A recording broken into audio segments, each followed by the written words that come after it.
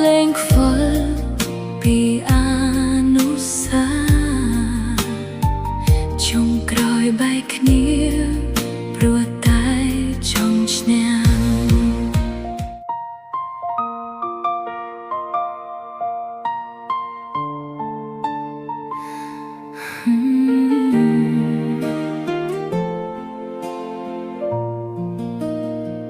ព្រោះតែមានអ្នកចង់ឈ្នះ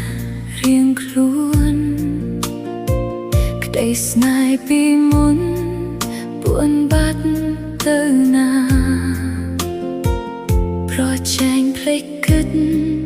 ពីភាពឈឺផ្សាចុងក្រោយបែកគ្នាថាប់ដឹងយឺតពេលខ្លាំងដូចគ្នាគ្មានអ្នកចុះចាញ់ចិត្តដែលស្រ